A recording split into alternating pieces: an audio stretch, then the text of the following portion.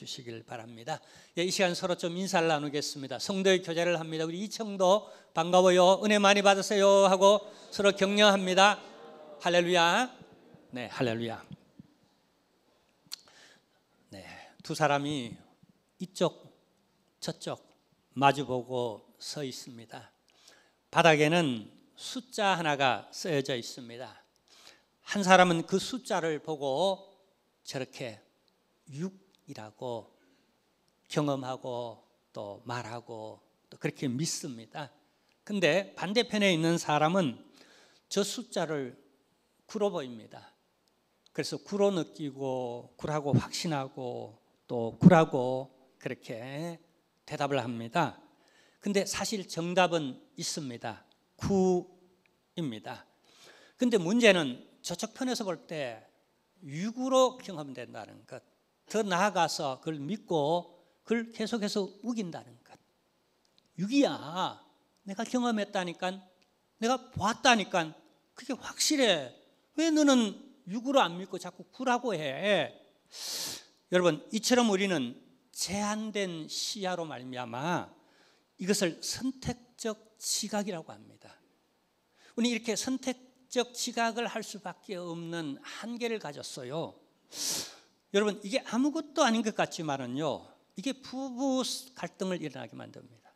그리고 교회도 보면 서로 진리를 얘기하는데 우편이 있고 좌편이 있어요. 그리고 이건 우리 사회가 지금 많은 비용을 치르며 너무 어렵게 겪고 있는, 그렇게 경험되고 그렇게 보여지고 그렇게 주장하고 너는 왜 이렇게 안 믿니? 서로 지금 그러고 있다는 거예요. 저는 지금 어떤 정치나 사회나 가정이나 하나의 개인을 얘기하고자 하는 게 아닙니다. 우리가 어떤 걸 보는데 관점의 한계를 가지고 있다는 거예요. 내가 서 있는 위치에 따라 그게 9로 보인다고, 그게 6으로 보이는 걸 어떻게 하냐는 거예요. 인정합니까?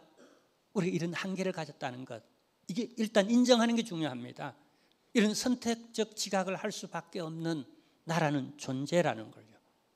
자, 그래서 저는 지금 요한계시록을 얘기하고자 하는 겁니다. 2단 3단들이 많아요. 이 사람은 이렇게 해석하고 저 사람은 저렇게 해석하는 예들이 참 많다는 거예요. 그게 그럴 수밖에 없는 우리 인간의 선택적 시각적 한계를 가진 우리들이라는 걸 말해주고 있다는 거예요. 자, 그렇다면 이걸 우리가 어떻게 극복해낼 수 있는 방법은 없는가? 있습니다. 아주 간단합니다. 우선은요, 물리적 내가 위치 이동을 해보는 겁니다.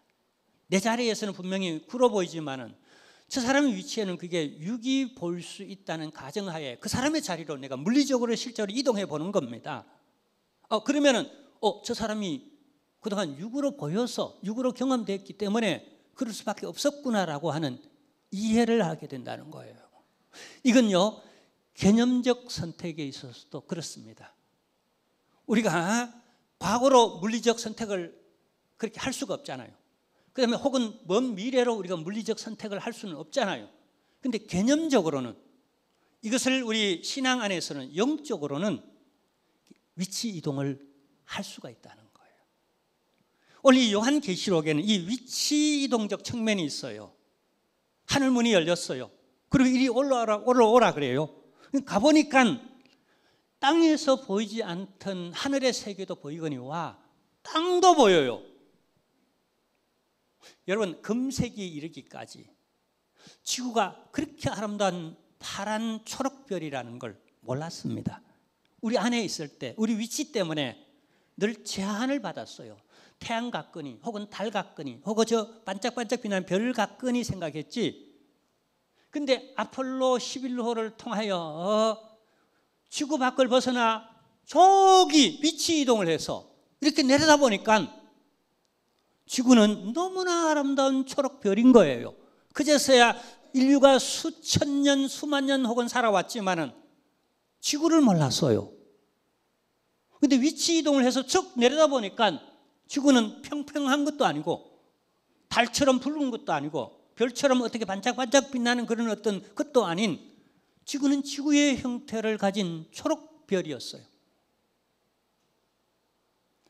우리 요한계시록을 볼 때에 내 독단에 빠지지 않고 왜 이 사람은 이렇게 얘기하는지 혹은 왜 저 사람이 저렇게 얘기하는지 좀 우리가 개념 이동 혹은 이 땅을 이해하기 위해서 오늘 이 요한계시록이 인도하는 요한이 인도하고 나아가서 그 요한을 인도하시는 하나님의 어떤 그 등 뒤에 내가 그냥 그렇게 안겨서 다시 한번 하늘 세계를 보고 땅을 다시 한번 그 위치에서 조명해 보는 거예요.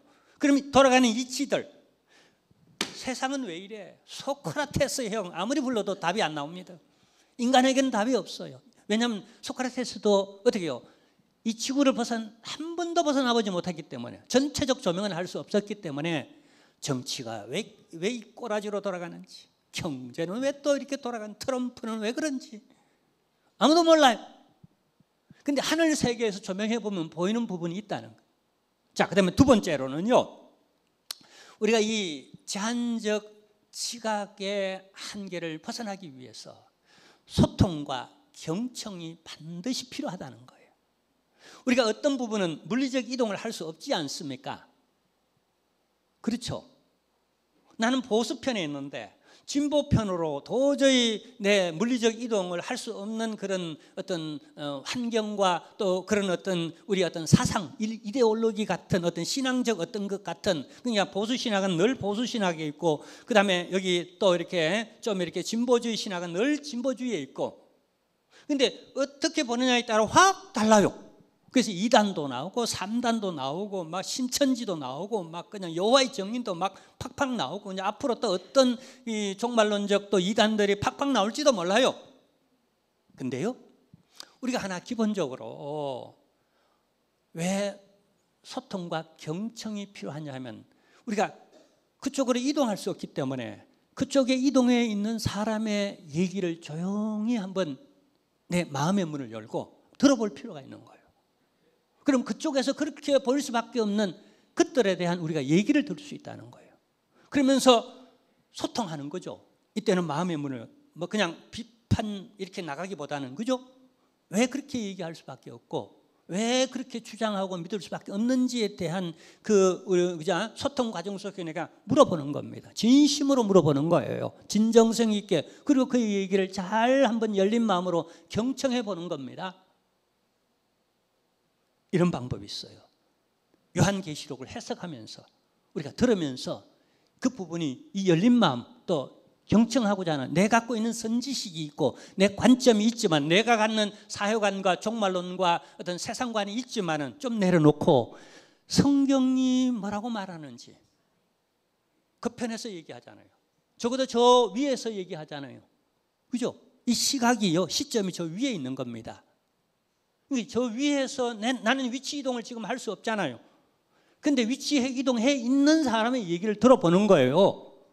경청하고 그죠? 그리고 질문해 보는 거예요. 내가 의문이 생기는 건 세상이 왜 이래요라고 소크라테스에게 물어볼 게 아니라 요한계시록을 통하여서 한번 요한에게 한번 물어보는 거예요. 그 요한을 붙잡고 계시는 성령님께 내가 한번 물어보는 거예요. 자, 그다음에 이 선택적 지각을 여러분 우리가 이렇게 그 극복해내는 또 하나의 방법이 있는데 그 방법이 뭐냐면요, 초월적 관점이에요. 자, 다시 말하면요, 이 전체를 통틀어 볼 수 있는 보다 높은 위치로 한번 올라가 보는 거예요. 이 땅에서는 보여줄 수가 없어. 설명이 되지 않아. 하나님은 요한의 위치를 저 천상으로 데리고 가버립니다. 그 위에서 이렇게 내려다보고 그 위에서 위의 것들을 볼 수 있는 천상의 세계를 볼 수 있는 걸 보여주고 그 위에서 땅에 되어져 가는 현실들을 보게 만드는 보다 초월적 단계로 올라가게 만들어버리는, 자, 전체를 그래서 조망하게 만드는 이게 뭐냐면요, 아까 여러분 6을 보고 9를 봤죠. 그러면 이 사람은 왜 굳이 빡빡 우기면서 6이라고 말하는지, 그리고 이 사람은 왜 9라고 확신하고 그걸 계속 주장하는지 전체적 위로 올라가 보니까 이 전체적 판도가 이해가 되죠. 혹은 이 숫자 판 자체를 한번 뒤집어 보는 거예요. 이 사람에게 6이 보이도록 혹은 이 사람이 9로 보이도록 이 숫자 판 자체를 한번 뒤집어 보는, 그래서 요한계시록도 여러분 한 구절 혹은 한 장 혹은 요한계시록 어떤 부분들을 해석해낼 게 아니라 전체적 요한계시록이 갖고 있는 구조가 있어요. 거기 들어가는 여러분 인트로 같은 들어가는 그런 내용이 있고 그 다음에 그 안에 또 서론이 있고 또 그 나가면 본론이 쭉 6장부터 4장부터 16장까지 전개되어지고 나머지 17장부터 22장까지는 결론이 있고 마지막 말에 가면은요 여기 가면은요 에필로그가 있고 이런 전체적 맥락과 구조 속에서 보는 거예요. 예를 들면은 우리가 1장, 2장, 3장에서는요 7교회 얘기가 나옵니다. 근데 이게 서론으로 보여주고 있다는 거예요. 그럼 이 서론은 전체 본론으로 들어가기 위한 그냥 이 배경 속에서 이걸 이해하도록 만들어내는 그 7교회라는 게 굉장히 중요해요. 당시 상황이에요. 그 상황 속에서 그냥 그 상황에 가장 적절하게 가장 필요하게 구약의 말세를 살아가는 사람들에게 혹은 말세를 살아가는 그 여러 가지 박해와 고통과 어려운 그 상황 속에 살아가는 그들에게 가장 큰 위로가 되어지고 다시 오실 예수 그리스도를 가장 아름답게 깨어있는 설교는 다섯 처녀처럼 준비하게 만들고 그리고 그 목적이었던 이기는 자에게 이기는 자에게 이기는 자에게 이기는 자에게 몇 번 얘기하는 겁니까? 7번 얘기하는 거예요. 그건 요한계시록 전체의 목적이기도 하고 주제이기도 합니다. 그런 차원에서 본론에 들어가고 치열한 싸움이 있고 거기 심판이 있고 용들이 나타나고 거짓 선지자들이 나타나고 지진이 일어나고 그런데 최후 승리에는요 하늘 광경을 보여주면서 21장 22장 가면 역시 하늘 광경을 보여주면서 최후 승리하는 교회들 성도들 그 그림을 완성시켜내는 이런 모습들 속에서 이 하나하나가 짜여져 있는 전체적 조망을 볼 수 있는 이런 우리가 시선을 가질 필요가 있습니다. 자, 저기 보세요. 제가 하나 그림을 가져왔습니다. 물론 제가 AI가 그렸습니다. 제가 이런 그림을 그려 한번 달라니까 저리 그려줬어요. 자, 근데 저기 아빠와 아이가 울타리 안을 봅니다. 그 울타리 안을 보면서 아이가 볼 수 있는 선택적 그 위치에 따라서 그 주어진 위치에 따라서 선택적 지각을 할 수밖에 없어요. 장미꽃만 보이는 거예요. 아무것도 안 보이고 아이에게는 지금 장미꽃만 보이는 거예요. 그래서 얘기하기를 야, 이 집은 천국이다라고 그렇게 느끼고 그렇게 믿고 그렇게 얘기합니다. 근데 아빠는 울타리 너머로 그 장미꽃밭들에서 두 부부가 치열하게 조금도 양보하지 않고 싸우고 있는 거예요. 내가 옳다, 네가 옳다, 네가 왜 그랬어, 내가 왜 그랬어, 이게 옳으냐 그러냐, 야 우리 이혼하자, 도저히 못 살겠어, 아주 심각하고 치열하게 공방전을 벌이고 있는 거예요. 그래서 아이는 야 여기 장미꽃이 피어난 이 집은 천국이라고 말을 하는데 그렇게 느끼고 그렇게 주장하는데 아빠는 느끼고 말하고 주장하기를 이 집은 장미꽃 속에서 지옥이로구나라고. 한 사람은 천국을 보고 한 사람은 지옥을 봐요. 자, 우리는 이렇게 어떤 시각, 어떤 위치에 따라 어떤 시각으로 이걸 보느냐 굉장히 중요하다는 거예요. 근데 위치에 따라 제한을 받을 수 있고 그 다음에 우리가 본 관점은 대단히 중요하다는 걸 제가 지금 설명하고 있는 거예요. 자, 4장입니다. 우리 오늘 4장이 본문입니다. 자, 전체 구조에서 1장, 2장, 3장은 전체 22장까지의 서론입니다. 그게 교회론이에요. 그 7교회예요.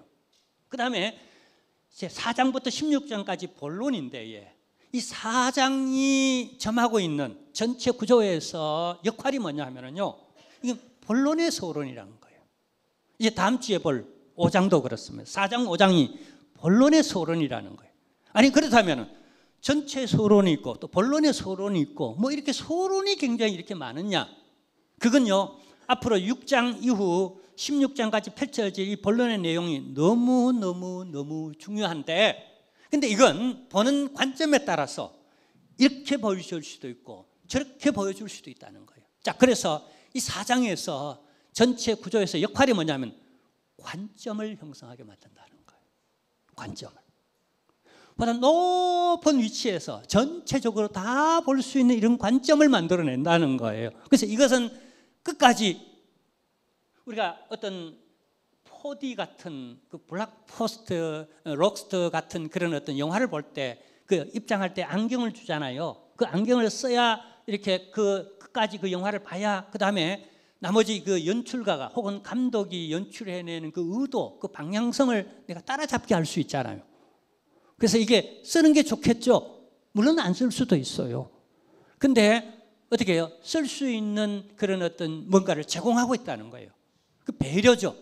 그게 이 사장의 역할이라는 거예요. 관점을 형성해 준다는 거예요. 전체 본론을 해석하는데, 그래서 이걸 자, 성경은 흔히 이 말을 하면 성경은 성경으로 해석되어지는 게 가장 좋다는 거예요. 가장 직접적으로는 그 성경, 요한계시록은 요한계시록 안에서, 요한계시록 전체에서 요한계시록의 관점으로 이 요한계시록을 해석하는 게 옳다는 거예요. 더 나가면 전체 66권을 통하여서. 그래서 우리는 지금 매주 오후 예배 때마다 스가랴서를 가지고 쭉 약 한 30화 정도를 같이 강의하며 은혜 나눠왔고 준비를 해왔습니다. 그리고 가장 여러분 직접적으로는 4장입니다. 자, 그렇다면 이 4장은 어떤 관점을, 다시 말해 우리에게 어떤 안경을 씌우고 있는가? 파란 안경을 쓰면 파랗게 보이는 거예요. 그 배경이, 그죠? 그리고 노란 안경, 노랗게 이렇게 보여지는 거예요. 그런데 이 색깔을 만들어내는, 이 안경과 같은 관점을 만들어내는 그게 뭔가? 우리 이 4장 안에서 세 가지를 찾아낼 수 있어요.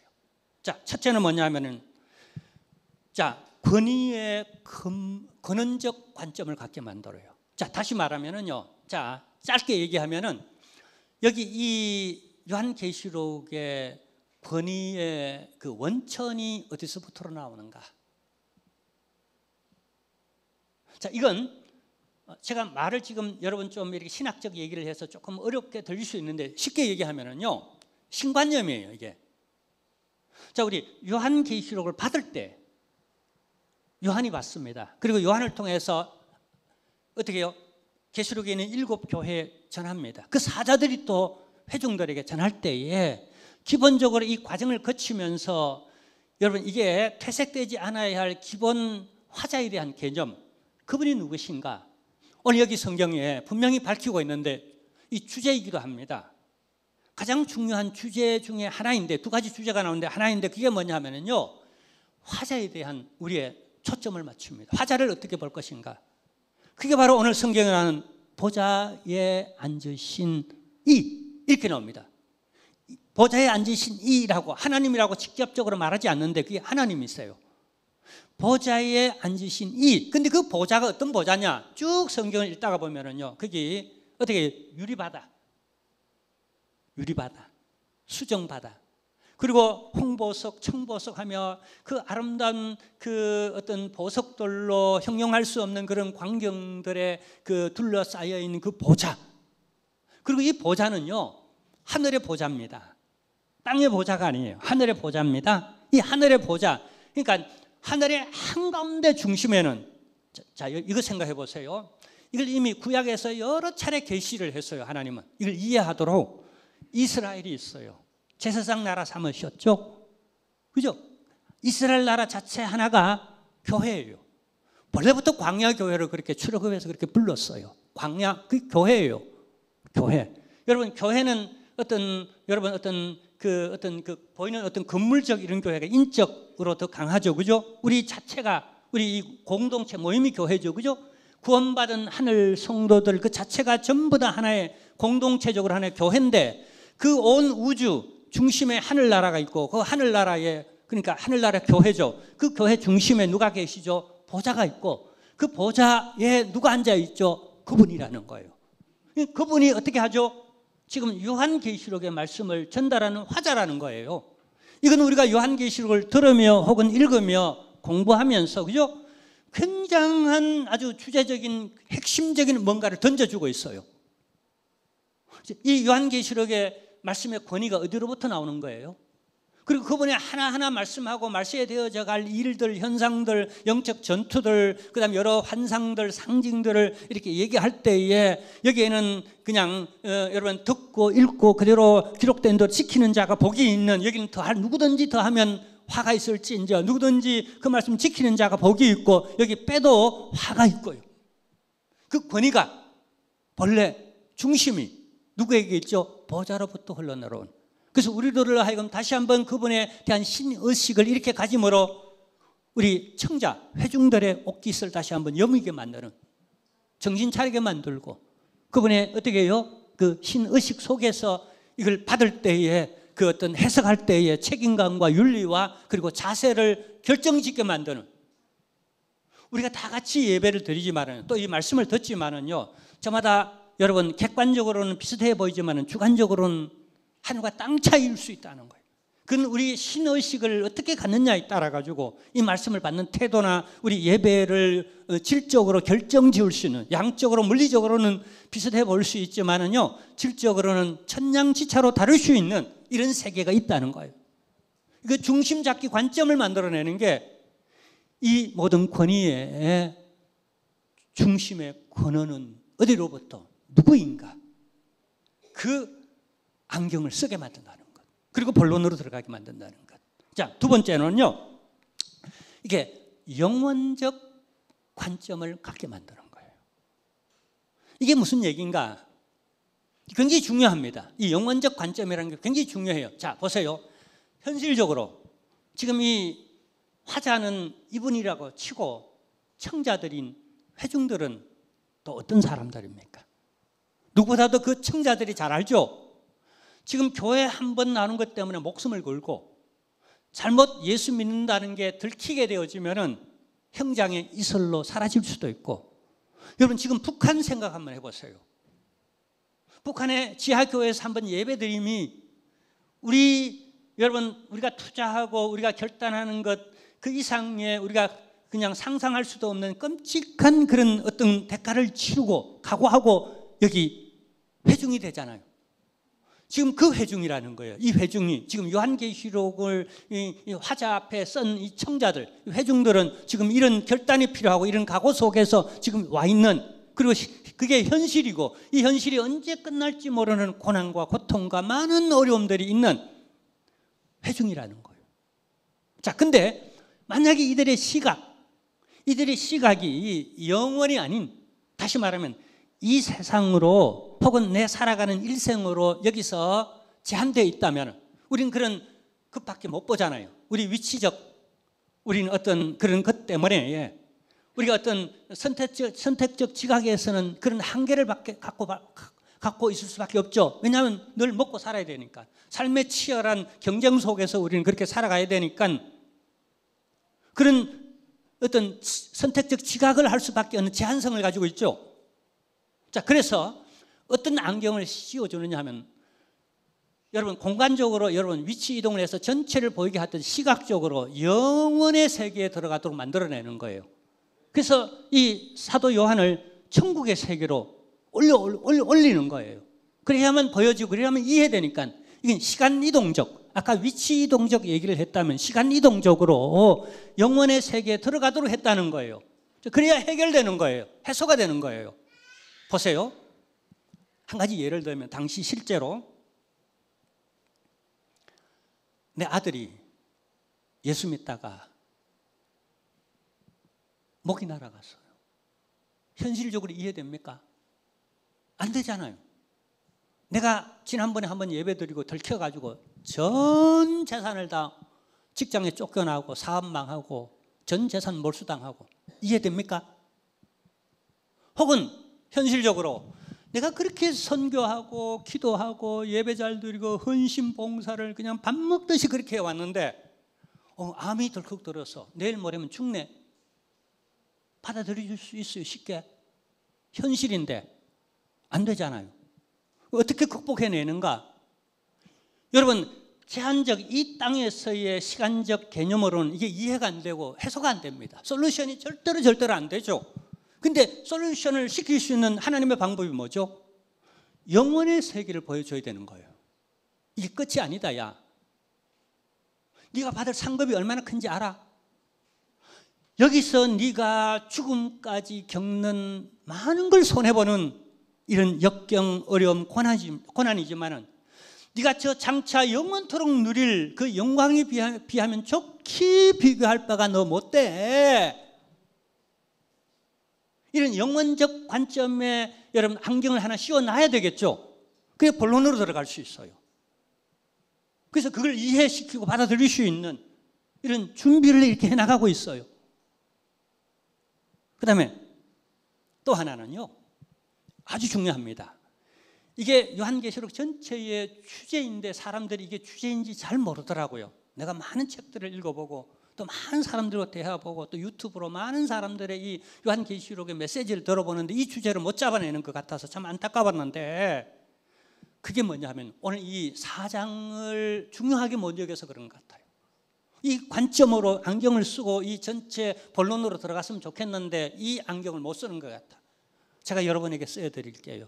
적어도 이 안경을 제가 이렇게 제 시각에 맞게, 이 눈에 맞게 제가 이렇게 썼고 여러분에 맞게 제가 이 안경을 하나하나씩 이렇게 씌워드리려고 그러는데, 이게 성령님 안에서 이루어지는 역사 일어나기를 바랍니다. 참 어려운 설명이지만은요, 설명하면요, 이게 뭐냐면은요, 예배적 관점이라는 거예요. 우리가 흔히 듣고 쉽게 얘기할 수 있는 얘기지만은요, 이게 땅과 하늘이 맞닿아 있는 예배라는 것. 내가 지금 땅에서 예배를 드리지만 온 우주적 예배, 천상의 예배를 동시에 천군 천사들과 더불어 천군 천사와 저 하늘에 있는 미리 올라간 우리의 선조들과 더불어 함께 같이 예배하고 있다는 사실, 보다 큰 그림을 보여주고 있어요. 근데 이게 여기서는 안 보여요. 하늘에 올라가 보니까 지금 하늘에서 그러고 있어요. 할렐루야. 근데 누가 그렇게 하고 있는가? 자, 이게 오늘 성경에 보면은요. 자, 우선 여기 1절을 한번 보십시오. 1절 시작. 자, 1절. 자, 다 넘어가고 1절 보기, 이 일 후에 내가 보니 하늘에 열린 문이 있는데, 중요합니다. 이 하늘 문이 열렸는데 여러분, 이 제한성을 이 초월의 세계로 들어가는 겁니다. 우리 위치 이동을 하고 그다음에 시간적으로, 물리적으로도 시간적으로도 위치 이동을 하는 겁니다. 여러분, 우주 과학자들 혹은 물리학에 있어서요, 시간 개념은 너무너무 중요해요. 우리가 생각하는 것보다도 시간 개념은 너무너무 중요해요. 무슨 말인지 아세요? 자, 이론적으로 여러분, 아인슈타인의 이론에 의하면은요, 우리가 어떻게 해요? 늙지 않고 죽지 않고 어떤 영원으로 살아가는 한 방법을 물리학적으로 제시하는데, 그게 뭐냐면, 내가 빛의 속도로 내가 지나가면은, 빛의 속도로 지나가면은요, 그게 다 내가 늙지도 않고 죽지도 않는데요. 빛의 속도로 가면. 그러면 과거로 갈 수도 있고 미래로 갈 수 있다는 거예요. 이게 시간의 개념이라는 거예요. 이 시간의 개념은 물리학과 천체학에 있어서 너무너무 중요하게 여기는 개념이에요. 근본적 개념이 우리 생각보다도 훨씬 더, 제가 다 물리학자가 아니라서 또 과학자가 아니라서 설명하기 곤란하지만은요, 적어도 그런 개념이라는 것.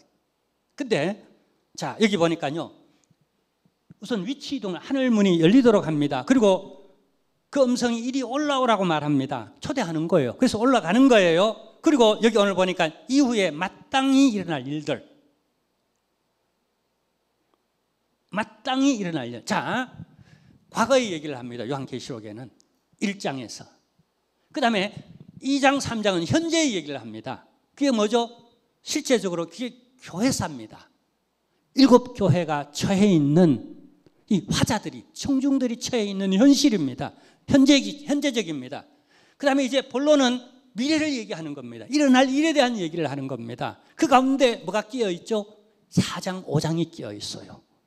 6장부터 아주 본질적, 그 다음에 거기 이제 본론으로 들어가는데, 그 이전에 특히 4장이 위치하고 있는 지점이 어떤 관점을 만들어내고 어떤 모습을 보여줘서 그렇게 본론으로 들어가는데, 여러분 굉장히 중요합니다. 자, 이렇게 해놔놓고 그 다음에요, 보세요. 2절 보면은요, 내가 곧 성령에 감동되었더니 보라, 하늘에 보좌를 베풀었고 그 보좌 위에 앉으시니가 있는. 자, 중요하면 여기 두 가지 중요하면, 하나는요, 성령에 감동되어서 내가 이 앞으로 일어날 모든 현상들이 있죠. 그 위치들이. 자, 이 성령에 감동되었다는 말이 이 요한계시록 전체에서 총 4번 나옵니다.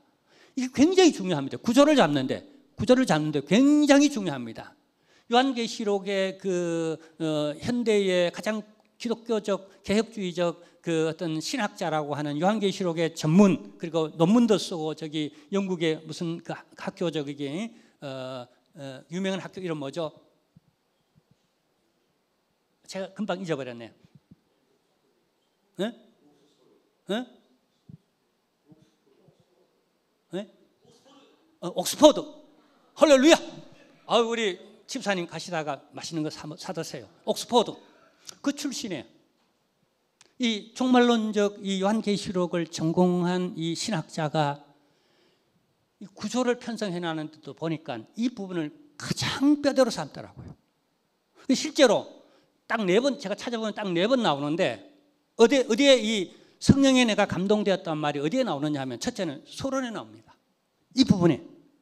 그다음 두 번째는 본론을 시작하면 또 한 번 나옵니다.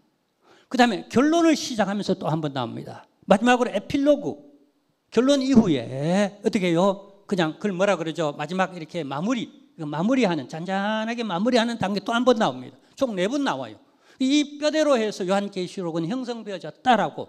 그게 뭐냐면 성령, 중요한 포인트마다 내가 성령에 감동되어서 어떻게 했다. 그 다음에 성령에 감동해서 내가 어떻게 했다. 그리고 얘기를 하고 그 다음에 성령에 감동돼 내가 어떻게 했다. 그 다음에 성령에 감동돼 어떻게 했다라고 결론을 내리고 성령에 감동해 어떻게 했다 그러면서 에필로그 전체 이렇게 마무리를 이렇게 닫는 이런 구조로 되어져 있어요. 실제로. 자, 근데 여기 그거 하나 중요하고 그 다음에 중요한 게 뭐냐면 이 전체의 전반부의 취재가 이 구절 속에 담겨져 있는데 그리고 그게 이렇게 뒤에 설명해 나옵니다. 그게 핵심이 뭐냐면 여기 2절에 뭐라고 기록되어 있죠? 그 보좌에 앉으신 그게 있다는 겁니다. 존재론적으로 그게 있다는 거예요. 그리고 존재론적으로 있는 게 뭐 내 눈으로 보게 봤다는 거예요. 그게. 그죠? 그 보좌가 어떻다라는 걸 아까 설명했고요. 그 보좌에 앉으신 이가 있다는 거예요. 자, 이분이 뭐냐면요. 이게 굉장히 중요합니다. 요한계시록 전체를 우리가 읽고 듣고 그 가운데 기록된 것을 지키고 그게 복되고 한 것은 또 그 다음에 그런 신관념을 가져야 하는 것은 이 보좌에 앉으신 이가 누구인가? 이것은요, 이 역사를 전체적으로 주관하시는 이는 누구인가? 그리고 우리가 경배하며 찬양할 주제는 누구인가? 우리가 누구를 따르며 누구를 믿으며 누구를 의지하며 이 말세 종말론적으로 역사가 뒤바뀌고 놀라운 그냥 불합리하고 어떤 부패가 일어나고 또 혹은 조언이 일어나고 뒤죽박죽 전쟁이 일어나고 지진이 일어나고 이런 모든 현상 가운데에 우리는 그래도 누구를 인정해야 되는가? 보좌에 앉으셔서 섭리하시며 역사를 어떻게 주관하시는 그분, 그 보좌라고 하는 그 상징성과 그다음에 그 앉으신 분이 누구신가라고 하는 확실한 이 중심 잡기를 그냥 그런 관점을 만들고 그다음에 어떻게 해요? 본론으로 들어간다는 거. 여러 현상들이 막 일어나요. 악이성하고 그냥 불합리한 일이 일어나고 의인이 고통을 당하고 여러 가지 전쟁이 일어나고 지진이 일어나고 하는 와중에 이 혼란스러운 와중에서도 우리가 결코 잊지 말아야 하고 그 시선을 고정시켜야 할 그분이 누구인가? 보좌에 앉으신 우리 하나님. 그분이 역사를 주관하고 계신다. 우리는 그분에 대한 중심성을 갖게 만든다는 거예요. 우리가 이 말세를 살아가면서 그게 굉장히 중요합니다. 이단들이 성하잖아요. 불법이 행행하고 여러 가지 시험될 일이 많고 혼란하잖아요. 그래서 우리는 이 중심성을 반드시 가져야 할 필요가 있다는 거예요. 이걸 갖게 만든다는 거죠. 자, 그 다음에 또 하나가 뭐냐면 이하. 시험관계상 넘어가서 이하. 4장 이하. 4절 이하. 4장의 4절. 여기 1장, 2장, 4장 1절, 2절, 3절까지 내용이에요. 너무 중요합니다. 이렇게 중심 잡기를 하고 그 다음에 4절에서 10절까지의 내용이 있습니다. 아까 우리가 10절, 11절을 읽었어요. 근데 4절에서 7절은 4절에서부터 11절까지의 내용 이렇게 많은 걸 담고 있어요. 그게 3분의 2 이상 하여튼 4분의 3 이상을 이게 많은 부분을 참고 있어요. 그러니까 오늘 본문은 이걸 위해서 앞에 부분이 있었다. 이걸 적용하기 위해서 앞에 부분이 이론적으로 설명했다. 보여줬다는 거예요. 그 뒤에 부분이 뭔가 한마디로 말하면 아까 10절, 11절 읽었는데 한번 다시 보겠습니다. 10절, 11절입니다. 자, 여기 핵심적 주제라는 거예요. 관점을 만들어내는 핵심적 주제라는 거예요. 여기 10절, 11절 우리 함께 같이 읽어보겠습니다. 자, 24 장로들이 보좌에 앉으신 이 앞에 엎드려 세세토록 살아계신 이에게 뭘 한다고요? 이겁니다. 경배하고 그 다음에 자기의 관을 보좌 앞에 들이며 이르되 우리 주 하나님이여 영광과 존귀와 권능을 받으시는 것이 합당하오니 주께서 만물을 지으신지라 만물이 주의 뜻대로 있었고 또 지으심을 받았나이다 하더라. 자, 이게 왜 그렇게 중요하냐면요, 사실 이렇게 앞에서 하늘 세계로 올라서 하늘의 관점에서 보도록 만들고 전체적 조명을 하도록 만들고 영원 속으로까지 시간적 이동도 하게 만들어서 그 다음에 그 앉으신 그 보좌에 앉으신 하나님을 그 보이도록 만들고 그 다음에 이제 이게 사실 땅과 하늘이 연결되어져 있는 우리의 모습입니다. 그게 뭐죠? 우리가 하는 예배예요. 찬송과 예배하는 모습을 보여주고 있는 거예요. 그러니까 7교회에 편지하면서 그들에게 이 하늘 세계를 보여주는데, 이렇게 끌어올려서 하늘 세계를 보여주는데 경배하는 모습을 보여주고 있다는 거예요. 이 모습은 이제 요한계시록 계속 나타나는데요. 계속 나타나는데 땅에서 우리 성도들이 기도하는 걸 예배로 전체 우리 예배 속에 여러분 우리가 기도하고 찬양하고 예물들이 이게 예배잖아요. 근데 우리가 예배하는 걸 천사들이 스랍들이 받아가지고 이 기도 제목들을 여기 다 있잖아요. 우리 성도들 전체 성도 기도 제목들이 여기 올라와 있잖아요. 송구 영신 예배 이걸 올라가지고 이렇게 쟁반에 이렇게 담아가지고 하나님 보좌 위에 올리는 것 있죠. 어떤 그림이 그려지나요? 여기서는 안 보여요. 올라가니까 이게 하늘문을 통해 올라가서 하나님 보좌 위에 올라지는 게 보여지는 거예요. 할렐루야! 할렐루야! 여러분, 이게 아무것도 아닌 것처럼 우리가 예배 드릴 때, 이 땅에서 예배 드릴 때 내 예물을 드리고 내 기도를 하고 내가 찬송을 올려드리고 내가 경배를 올려드리는 게 이게 다 하늘과 연결되어 있어서 하늘문이 열려 있어요. 그죠? 그냥 와 이렇게 올라가도록 하는 이 광경을 땅에서는 안 보여요. 근데 하늘에 위에서 올라가 보니까 보여지고, 이 가치가 얼마나 소중한지는 이 땅의 제한적 가치 안에서 이게 돈 나오나, 그냥 내가 이렇게 선교하고 내가 이렇게 충성하고 내가 이렇게 기도하는 게 뭐 영빨이 있겠고 효염이 있겠나 싶은데, 저 위의 세계에서 관점에서 보니까 이건 영원한 가치가 있는 거예요. 너무너무 소중한 가치가 있는 거예요. 할렐루야! 여러분, 예배가 가치 있습니다. 여러분, 드림이 가치가 있으며 기도가 가치가 있습니다. 여러분, 예배가 정말로 가치가 있습니다. 여기에 그래서 여러분, 북한 성도들은 지금 지하교회에서 예배드리며 목숨을 걸고 있고, 많은 사람들이 회교 지역에서 목숨을 걸고 있고, 한번 교회 나오는 게 많은 손해를 벗고 문 닫고 지금 주일 성수하느라 교회 나오는 사람들도 있어요. 그런 가치가 있습니다. 이 초대교회 성도님들, 도메티안 그 박해 아래에서 죽을 것 같은 고통과 어려움과 오해를 받고 있었지만, 박해를 받고 있었지만 그런 가치가 있어요. 그걸 보여주고 있는 거예요. 할렐루야, 아멘. 자, 그리고요, 이들이 보면은요, 예배 드리는데 어떻게 예배 드리죠? 자, 여기 보면은 자신의 관을 벗어서 24장로들이. 자, 24장로들은요, 이거 이제 일반적으로 우리 개혁주의 신학에서 해석을 하기를 12 이렇게 장로들은 구약의 이스라엘의 12지파, 제사장 나라죠, 그죠?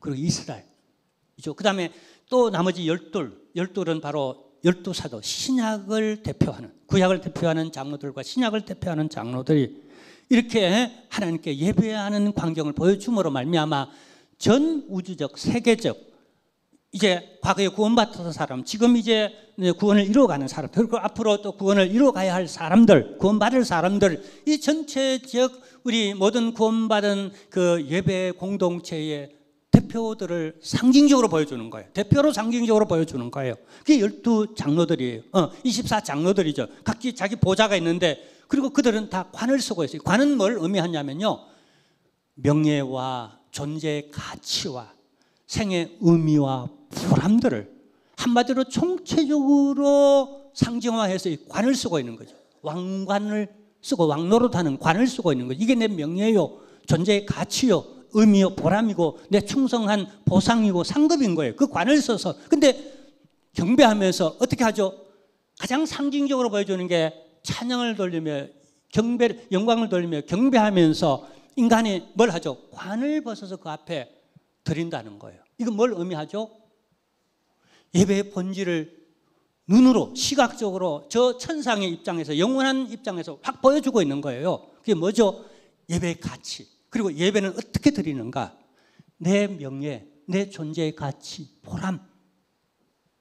그래서 여기 오늘 합당하다는 말이 나옵니다. 천사들이 다들 영광과 존귀와 경배를 받으시기에 합당하다는 단어가 나옵니다. 이 합당하다는 단어는요, 대등한 가치를 둔다라고 하는 악시오스라고 하는 헬라 원어 의미입니다. 그게 대등한 가치를 둔다는 거예요. 하나님이 어떻다고요? 보좌에 앉아 계시는 분이시잖아요. 만유를 다스리시며 절대적 권위를 가지신 존귀하고 높으신 그분이죠. 그분의 합당한 예를 내가 표하는데 그게 찬양하고 경배하면서 내 모든 명예, 존재의 가치, 보람, 의미들을 벗어드리는 거죠. 그러니까 예배는 내가 은혜 받는 게 아닙니다. 그게 목적이 아니에요. 내가 위로받고 치유받고 그런 요소도 있지만은 그게 예배의 핵심 본질은 아니에요. 본질은 뭐죠? 내가 제물이 되는 거예요. 하나님의 미랄이 되는 거예요. 내가 죽는 거예요. 각도서 죽는 거예요. 내 모든 것을 다 존귀와 영광과 권세와 내 자존심과 내 모든 내 몸과 생명과 모든 관을 벗어서 그분 앞에 이렇게 드리는 헌신이에요. 예배는 헌신이에요. 아멘. 서비스예요. 영어로는 예배를 서비스라고 말합니다. 내가 하나님을 서비스하는 거예요. 헌신하는 거예요. 내가 이렇게 버티고 앉아 내가 어이구 말씀을 통해 은혜 받아야 되겠구만. 그것도 좋지만은요 본질은 아니라는 거예요. 그건 간식이에요. 하나님 주시는 선물이고 은혜예요. 근데 예배 본질은 뭐죠? 내가 하나님 앞에 내 관을 벗어서 드리는 이 광경의 모습으로 예배를 알려주고 계신다는 것. 이제 우리 결론을 맺으십시다. 이제 우리 다다음 주에 본론으로 들어갈 텐데요. 준비됐나요? 우리 함께 같이 이제 다시 오실 주님을 맞이하는 일에 우리가 지혜로운 슬기로운 다섯 처녀처럼 기름등 준비를 할 그 세계로 우리 함께 다름박질을 할 수 있는 저와 여러분 되기를 주님의 이름으로 축원합니다. 하나님 아버지 감사합니다. 은혜 중에 오늘 또 하나님의 말세를 맞이하여 우리가 어떻게 살아가야 할지 하나님이 오늘 또 말씀을 통해 저희들 이렇게 인도해 주시니 감사합니다. 하늘문이 열리고 또 위치 이동을 하고 또 영원의 세계까지 우리가 같이 개념을 붙잡고 하늘 세계를 펼쳐나가시는 우리 주님, 그리고 온 우주와 이 땅에 고난받는 교회들, 현실 속에 있는 교회를 어떻게 다스려 나가는지 우리가 똑똑히 하늘의 관점에서 주님의 관점에서 보고 이기는 자가 되고 힘을 얻고 다시 오실 주님을 하나님의 잘 맞이할 수 있는 교회, 깨어있는 성도들이 되도록 은혜 베풀어 주옵소서. 예수님의 이름으로 기도하옵나이다. 아멘. 우리 다 같이 일어나셔서 찬송가 600